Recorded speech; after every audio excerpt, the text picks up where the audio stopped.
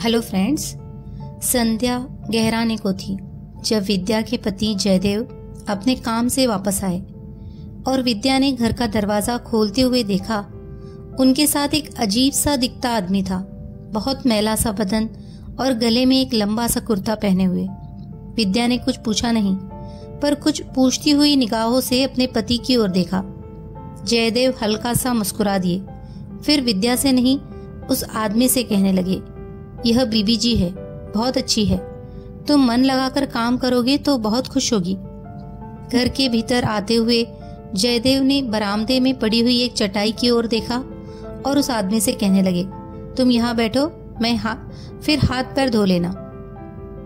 और घर के बड़े कमरे की ओर जाते हुए विद्या से कहने लगे, तुम चाहती थी कि काम के लिए कोई ऐसा आदमी मिले जो खाना पकाना भले ही न जानता हो मगर ईमानदार हो। विद्या ने कुछ घबराई सी पूछा, इसे कहाँ से पकड़ लाए? आहिस्ता बोलो, जयदेव ने कमरे के दीवान पर बैठते हुए कहा और पूछा, मनु कहाँ है? खेलने गया है, अभी आता होगा। लेकिन ये आदमी, विद्या कह रही थी। जब जयदेव कहने लगे, मनु से एक बात कहनी है, यह बहुत सीधा आदमी है लेकिन डरा हुआ है, खासकर बच्चों से डरा हुआ है। एक मेरे दफ्तर के शर्मा जी है, उनके पास था। वे इसकी मेहनत की और ईमानदारी की तारीफ करते हैं, लेकिन उनके बच्चे उनके वश की बात नहीं। उनके 5 बच्चे हैं, एकदम से शरारती। इसका कद जरा लंबा है, वे इसे शुतुरमुर्ग कहकर परेशान करते थे। उनकी शर्मा जी की पत्नी भी तेज मिजाज है। ये कितनी बार उनके घर से भाग जाता था, लेकिन कहीं ठिकाना नहीं था। वे फिर से पकड़कर इसे ले जाते थे। लेकिन यह कुछ सीख भी पाएगा, विद्या कह रही थी। जब जयदेव कहने लगे, ऊपर का काम तो करेगा, घर की सफाई करेगा, बर्तन करेगा, सिर्फ मनु को अच्छी तरह समझा देना कि वह इससे बदसलूकी न करे, फिर देखेंगे। अब एक प्याला चाय दे दो, उसको भी चाय पूछ लेना। विद्या कमरे से लौटने को हुई, फिर भीतर के छोटे कमरे में जाकर एक कमीज पाजामा निकाल लाई और हाथ में साबुन का एक टुकड़ा और एक पुराना सा तौलिया लेकर बाहर चटाई पर बैठे हुए उस आदमी से पूछने लगी, तुम्हारा नाम क्या है? उसने जवाब नहीं दिया और विद्या कुछ खामोश रहकर कहने लगी, देखो आंगन में उस दीवार के पीछे एक नल है, वहां जाकर नहा लो अच्छी तरह साबुन से, और यह कपड़े पहन लो। वह आदमी सिर झुकाए बैठा था। उसने एक बार डरी डरी सी आंखों से ऊपर को देखा, पर उठा नहीं, न विद्या के हाथ से कपड़े लिए। इतने में जयदेव उठकर आए और बोले, मणिया उठो, जैसे बीबी जी कह रही है, ये कपड़े ले लो और वहां जाकर नहा लो। पास से विद्या मुस्कुरा दी, तुम्हारा नाम तो बहुत अच्छा है, मणिया। मणिया ने आहिस्ता से उठकर विद्या के हाथ से कपड़े भी ले लिए, साबुन और तौलिया भी, और जहां उन लोगों ने संकेत किया था वहां आंगन में बनी एक छोटी सी दीवार की ओर चल दिया। विद्या ने रसोई में जाकर चाय बनाई। मणिया के लिए एक गिलास चाय वहां रसोई में ही रख दी और बाकी चाय 2 प्यालों में डालकर बड़े कमरे में चली गई। और फिर जब मणिया नहाकर कमीज पजामा पहनकर रसोई की तरफ आया तो विद्या ने उसे चाय का गिलास देते हुए एक नजर हैरानी से उसकी ओर देखा और हल्के से मुस्कुराती हुई बड़े कमरे में जाकर जयदेव से कहने लगी, जरा देखो तो उसे, आप पहचान नहीं सकेंगे। वह अच्छी खासी शक्ल का है और भरी जवानी में है, मैं समझी थी बड़ी उम्र का है। और कुछ ही दिनों में विद्या इत्मीनान से अपने पति से कहने लगी, एकदम कहना मानता है, कुछ बोलता नहीं, लेकिन दिन भर घर की सफाई में लगा रहता है। मनु से थोड़ी थोड़ी बात करने लगा है। वह इसे अपने किताबों से तस्वीरें दिखाता है तो यह खुश हो उठता है, लेकिन एक बात समझ में नहीं आती, अकेले में बैठता है तो अपने से कुछ बोलता रहता है, लगता है थोड़ा सा पागल है। घर की दीवार से सटा हुआ एक नीम का पेड़ था। वह मणिया जब भी खाली होता उस पेड़ के नीचे बैठा रहता। उस वक्त अगर कोई पास से गुजरे तो देख सकता था कि वह अकेला बैठा आहिस्ता आहिस्ता कुछ इस तरह बोलता था जैसे किसी से बात कर रहा हो, और वह भी कुछ गुस्से में। विद्या को उसका यह रहस्य पकड़ में नहीं आता था और एक दिन पेड़ के मोटे से तने की ओट में होकर विद्या ने सुना, वह मणिया एक दुख और गुस्से में जाने किससे कह रहा था, सब काम खुद करती है, साग सब्जी कैसे पकाना है मुझे कुछ नहीं सिखाती, आटा भी नहीं मलने देती। विद्या से रहा नहीं गया। वो जोर से हंस दी और पेड़ की ओट से बाहर आकर कहने लगी, मनिया तुम खाना पकाना सीखोगे, आओ मेरे साथ। तुमने मुझसे क्यों नहीं कहा? यह मेरी शिकायत किससे कर रहा था? मनिया शर्मिंदा सा नीम से झड़ती हुई पत्तियां बुहारने लगा। मनिया अब साग सब्जी भी काटने पकाने लगा था और बाजार से खरीद कर भी लाने लगा था। एक दिन बाजार से भिंडी लानी थी। मनिया बाजार गया तो करीब 1 घंटा लौटा नहीं। आया तो उसके हाथ में थैले में बहुत छोटी छोटी और ताजी भिंडियां थी, लेकिन उसका सांस ऐसे फूल रहा था जैसे कहीं से भागता हुआ आया हो। आते ही कहने लगा, देखो जी कितनी अच्छी भिंडी लाया हूँ, पास वाले बाजार से नहीं, उस दूसरे बड़े बाजार से लाया हूँ। विद्या ने भिंडी को धोकर छलनी में डाल दिया पानी सुखाने के लिए और कहने लगी, भिंडी तो बढ़िया है, क्या इस बाजार में नहीं थी? मनिया कहने लगा, इस बाजार में जहाँ आप लोग सब्जी लेते हैं वह आदमी बहुत खराब है। उसके पास पकी हुई और बासी भिंडी थी। वो कहता था मैं वहीं से ले जाऊं और साथ में मुझे जहर भी दे देता था। जहर? विद्या चौंक गई और मनिया की ओर ऐसे देखने लगी जैसे वो आज बिल्कुल पगला गया हो। पूछा, वो तुम्हें जहर क्यों देने लगा? मनिया जल्दी से बोल उठा, इसीलिए कि मैं उसकी सड़ी हुई भिंडी खरीद लूं। कहता था मैं जो सब्जी देता हूँ तुम चुपचाप ले लिया करो, मैं रोज के तुम्हें 20 पैसे दूंगा। इस तरह के पैसे जहर होते हैं। विद्या मनिया की ओर देखती रह गई, फिर हल्के से मुस्कुराकर पूछने लगी, यह तुम्हें किसने बताया था कि इस तरह के पैसे जहर होते हैं? मनिया आज बहुत खुश था। बताने लगा, माँ ने कहा था जब मैं छोटा था किसी ने मुझे किसी दूसरे के बाग से आम तोड़कर लाने को कहा था और मैं आम तोड़ लाया था।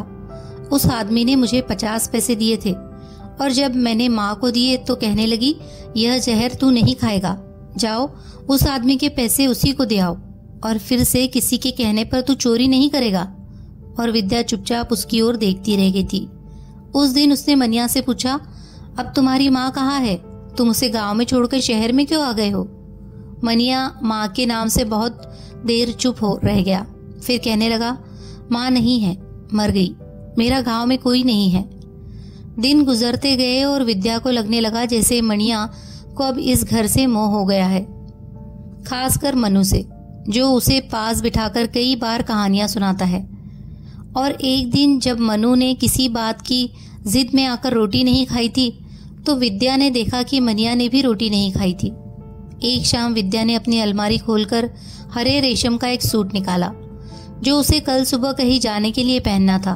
देखा कि कमीज पर कितनी ही सलवटें थी।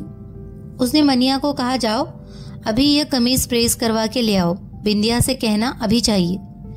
मनिया गया पर उल्टे पांव लौट आया और कमीज पलंग पर रख दी।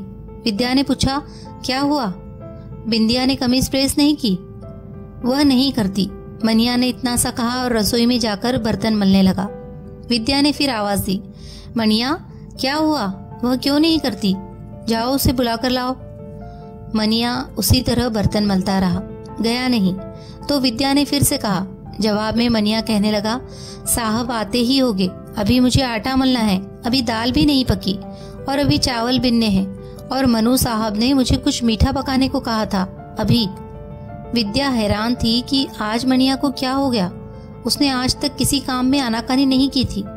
और विद्या ने कुछ ऊंची आवाज में कहा, मैं देख लेती हूँ रसोई में, तुम जाओ, बिंदिया को अभी बुला कर लाओ। मनिया बर्तन वही छोड़कर गया, लेकिन उल्टे पांव लौट आया। कहने लगा वह नहीं आती और फिर चुपचाप बर्तन मलने लगा। विद्या की पकड़ में कुछ नहीं आ रहा था। वह सोच रही थी जाने क्या हुआ, बिंदिया ऐसी तो नहीं थी। इतने में दरवाजे की ओर से बिंदिया की पायल सुनाई दी और वह हंसती हंसती आकर कहने लगी, आप मुझे कमीज दीजिए, मैं अभी प्रेस किए लाती हूँ। पर हुआ क्या है? विद्या ने पूछा तो बिंदिया हंसने लगी। मनिया से पूछो, वह तो कुछ बताता नहीं, विद्या ने कहा और भीतर जाकर कमीज ले आई। उसने फिर मनिया की ओर देखा और पूछा, बोलो मनिया क्या बात हुई थी? तू तो कहता था वह प्रेस नहीं करती और देखो वह खुद लेने आई है। मनिया ने न इधर को देखा और न कोई जवाब दिया। बिंदिया हंसती रही और फिर कहने लगी, बात कुछ नहीं थी, यह जब भी आपके कपड़े लेकर आता था मैं इसे मजाक से कहती थी, देखो इतने कपड़े पड़े हैं, पहले ये प्रेस करूंगी और फिर तुम्हारे कपड़े, अगर अभी करवाने हैं तो नाच कर दिखाओ। और यह हंसता भी था और नाचता भी था और मैं सारा काम छोड़कर आपके कपड़े प्रेस करने लगती थी। आज पता नहीं क्या हुआ, मैंने इसे नाचने को कहा तो यह वहां से भाग आया। मैंने मजाक में कहा था अब मैं कमीज प्रेस नहीं करूंगी। विद्या चुपचाप सुनती रही, फिर कहने लगी और क्या बात हुई थी। बिंदिया हंसते हंसते कहने लगी और तो कोई बात नहीं हुई, आज तो इसे मेरी माँ ने एक लड्डू भी दिया था खाने को, लेकिन ये लड्डू भी वहां छोड़ आया। तुम काहे का लड्डू इसे खिला रही थी? विद्या ने मुस्कुराकर पूछा तो बिंदिया कुछ सकुचाती सी कहने लगी, मेरी सगाई हुई है, माँ ने इसे वही लड्डू दिया था। बिंदिया यह कहकर चली गई। कमीज प्रेस करके लाई, फिर से जाती बार मनिया को कहती गई, अरे तू आज किस बात से रूठ गया? पर मनिया ने उसकी ओर नहीं देखा, खामोश दूसरी ओर देखता रहा। रात हुई, सबने खाना खाया। मनु ने रोज की तरह मनिया को बुलाकर कुछ तस्वीरें दिखाई, पर मनिया सबकी ओर कुछ इस तरह देखता रहा जैसे कहीं बहुत दूर खड़ा हो और दूर से किसी को पहचान न पा रहा हो। सुबह की चाय मनिया ही सबको कमरे में देता था, सूरज निकलने से पहले। लेकिन जब सूरज की किरण खिड़की में से विद्या की चारपाई तक आ गई, तब भी कहीं मनिया की आवाज नहीं आ रही थी। विद्या जल्दी से उठी, रसोई घर में गई, पर मनिया वहां नहीं था। जयदेव भी उठे, देखा कुछ परेशान हुए, पर विद्या ने कहा, आप घबराइए नहीं, मैं बाहर नीम के पेड़ तले देखती हूँ, वो जरूर वही होगा।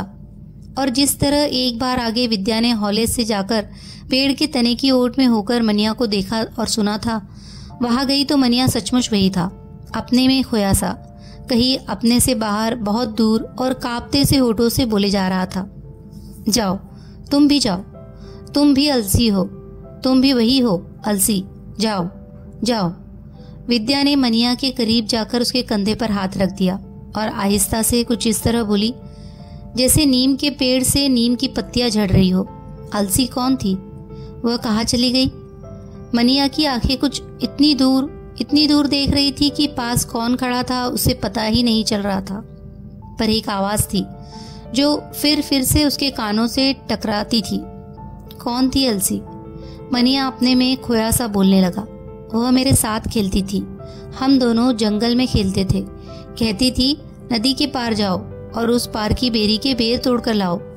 मैं नदी में तैर कर जाता था और दूसरे किनारे पर से बेर लाता था। वह कहाँ चली गई? विद्या की आवाज हवा के झोंके की तरह उसके कानों में पड़ी तो वह कहने लगा, अलसी का ब्याह हो गया, वह चली गई। विद्या ने मनिया के कंधे को झकझोरा, कहा, चलो उठो। मनिया एक बार विद्या की ओर देखा पर कुछ कहा नहीं, उसी तरह फिर खला में देखने लगा। विद्या ने फिर एक बार पूछा, अलसी ने जाते समय तुम्हें कुछ नहीं कहा था? मनिया अपने बदन पर झड़ती नीम की पत्तियों को मुट्ठी में भरता हुआ कहने लगा, आई थी ब्याह के लड्डू देने के लिए। और मनिया मुट्ठी खोलकर नीम की पत्तियों को जमीन पर बिखेरता कहने लगा, मुझे लड्डू खिलाती है। विद्या ने उसके सिर पर से नीम की पत्तियां झाड़ते हुए कुछ जोर से कहा, अब उठो, चलो चाय बनाओ। मनिया एक फर्माबरदार की तरह उठ खड़ा हुआ और घर में आकर चाय बनाने लगा। वह छुट्टी का दिन था, विद्या को और जयदेव को आज कहीं जाना था, इसीलिए चाय पीकर मनु को घर में छोड़कर चले गए। दोपहर ढलने लगी थी जब वे दोनों वापस आए तो घर में मनु था पर मनिया नहीं था। मनु ने बताया उसे खिलाया था, फिर कहीं चला गया और अभी तक आया नहीं है। जयदेव उसकी तलाश में घर से निकलने लगे तो विद्या ने कहा, वह आपको नहीं मिलेगा, वह आज दूसरी बार अपना गांव छोड़कर चला गया है। जयदेव ने विद्या की ओर देखा, पूछा, पर क्यों? विद्या कुछ देर खामोश रही, फिर कहने लगी, अब एक और अलसी का ब्याह होने वाला है। आप सुन रहे थे अमृता प्रीतम की कहानी मनिया। कहानी अगर आपको अच्छी लगी हो तो प्लीज इसे लाइक कीजिए, शेयर कीजिए और कमेंट कीजिए। और सिद्ध लेखकों की हिंदी कहानियों को सुनने के लिए हमारे चैनल को सब्सक्राइब कीजिए। सब्सक्रिप्शन फ्री में है। धन्यवाद।